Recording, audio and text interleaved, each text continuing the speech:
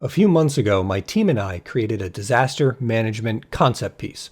It was made in just about 3 weeks' time, and the idea was to start with a really simplistic scenario, a landfill evaluation and check-in. But then, catastrophically, everything begins to fail around you, and then you have to navigate both local, state, and federal agencies to try to mitigate the problem. Now, I want to extend that scenario using an idea from my past. I've got to break out my dissertation for this one. It's a terrible name. The Matrix Revisited, a critical assessment of virtual reality technologies for modeling, simulation, and training. If we jump to page 151, what you'll see here is 4.4.1, a firefighter concept. Back in 2013. The overall idea was a proof of concept for first responders to utilize VR in firefighting training for determining the location of a fire and rescue unconscious victims. You can read more about the implementation. You can find my dissertation online if you want to. This prototype I developed years ago, it used a program called WorldViz and WorldViz used Python. Now it worked. I was able to very naively generate an entire graph of how objects were connected to each other based upon distance. And with that, objects could spread fires from one location to another, and they would slowly burn up and fizzle out and then until the entire place pretty much caught on fire.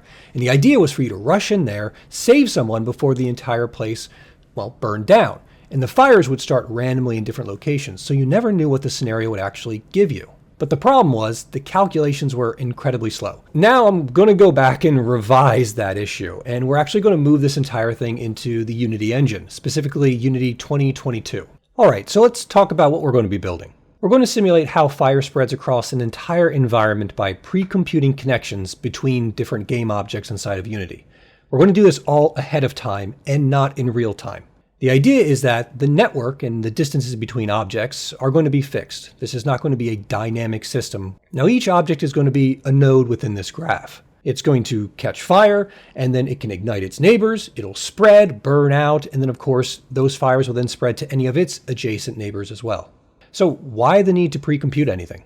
Calculating object-to-object distances across all objects can start to get expensive. And this is where we're going to talk about big O notation for just a second. When we're talking about iterating over every object and then every object in that entire list a second time, we're talking about big O of n squared. Big O stands for order of, and it's a way for us to describe the number of steps something grows as we add additional inputs. And here's some easy examples to wrap our brain around this. So we have big O of 1. This is constant time. The idea is that if you were to access any individual element within an array, well, you just specify array number 0 or array number 255. It doesn't matter how big the array is, the access time is pretty much the same. Then of course there's big O of n. This is linear time. This is just a simple graph where for every value of x on one side we have a value of y, and it's just a perfect slope of 1 to 1. This would be, of course, looping through a list. For every object you add to the list, n, you then, of course, have to iterate over another object. Now we get to our big O of n squared. This is when you're comparing every item to every other item within that list. And that's exactly what's happening with these distance checks. We're going to pre-compute what's called a sparse graph. We're only going to connect objects together that are within a predefined distance. Yes, the initial cost is still going to be big O of n squared, but we're only going to pay for that cost once at the beginning when we pre-compute everything. Now for the sticklers out there who are grabbing a piece of white paper and probably writing down exactly how this entire thing works, yeah, big O of n squared isn't exactly how this works. We're not trying to be perfectly precise. We're bounding the problem.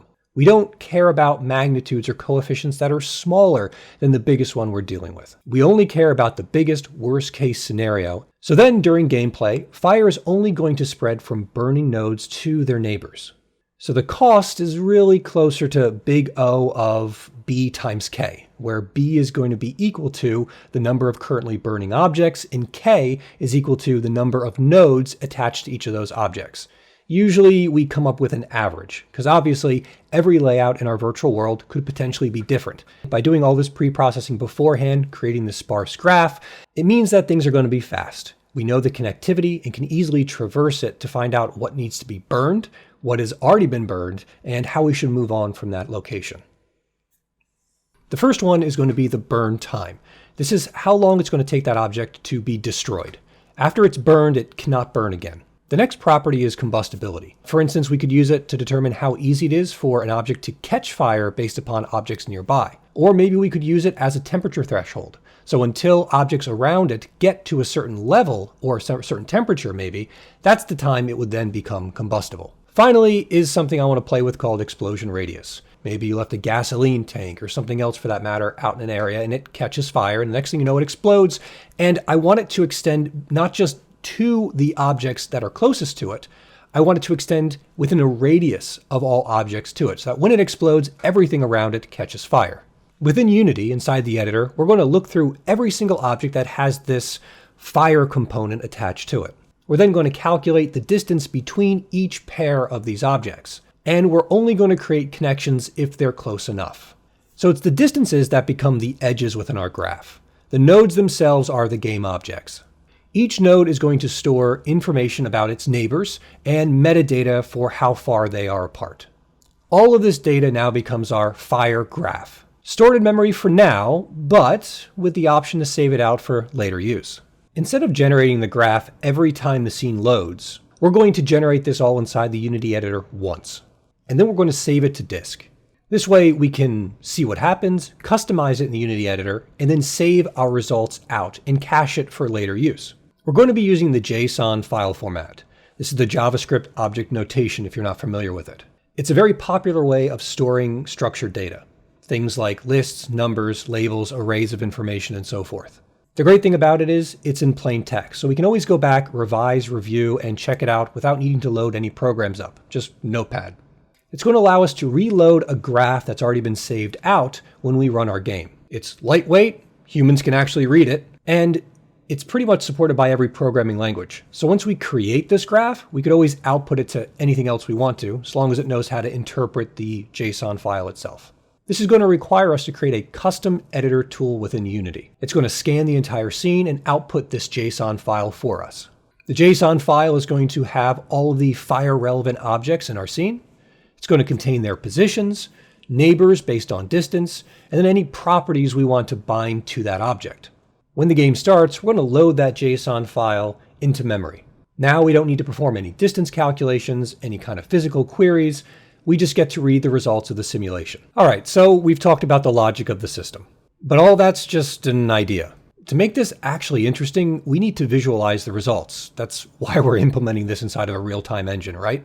So we're going to go ahead and build a custom shader graph to show how fire is going to spread from object to object. It's going to have 3 different stages: unburned, burning, and of course, burnt. This isn't going to handle explosions or particle effects or spreading fire from node to node. It's just for us to visualize and we can see the results. We're going to use a single float value called burn amount to handle this. It's going to be a value that ranges between 0 and 1. 0 is of course unburnt, 0.5 is going to be, partially burnt, and all the way up to 1 where it's fully burned. But let's get to the fun part, actually seeing this thing in action. So here's a small scene I've put together, and I've arranged all the different objects so we can see it slowly start from a single node and fan outwards to many nodes in the future. We're going to start the fire on this particular object. We're going to check its neighbors, and based upon the pre-computed graph, we should see it start to spread. Here an object explodes, that explosion has a radius. This lets us create those cascading failures I was talking about before, where a simple fire in one location now ends up bringing down your entire infrastructure. You can create long, slow burns, fast chain reactions, and if you remember my Five Nights at Freddy's series, I did something similar with determining the pathing between different animatronics as they move throughout the entire area. Because the graph is data-driven, you can actually plug in any kind of simulation you want to generate this graph. So if you got something far more sophisticated, maybe an AI-generated simulation, disaster training systems, external physics-based systems, you do whatever you want to. So long as it outputs this information in these numbers, you're going to get what you need, and you can spread that behavior however you want. We took a slow fire simulation that I implemented back in 2013 that honestly was poorly implemented inside of a different virtual reality engine, and we have evolved this into a structured system that allows us to cache information inside of Unity. As I mentioned, we're not limited to fire at all with this simulation. You could make this just about anything you want to. Now, here's my closing question to all of you who've decided to watch this far. If you were going to build this in your own game, how are you going to use it? Would you use it for disease, for flooding, for maybe emotional responses and rumors being generated that move from place to place? Especially if you made this a more dynamic algorithm to be changed in real time, you could do some pretty fun stuff. And then, of course, something that I'm not talking about here, but will be added in the future, is when the player makes decisions, when they decide to somehow stop the fire from occurring, how we're going to cut off the branch of that particular tree, have things stop progression of fire. This could be firefighters arriving at the scene, putting sandbags up, having drones fly in, maybe putting a fire before it to burn down everything so that the fire cannot transition to another element. All the code has been uploaded to my GitHub repository, so you can either copy and paste it into your own project, or, as I always prefer to do to make sure I really understand something, literally type it out line by line, so at least you get that muscle memory. You actually have to scan every piece of code, and you really get an understanding for how the system works.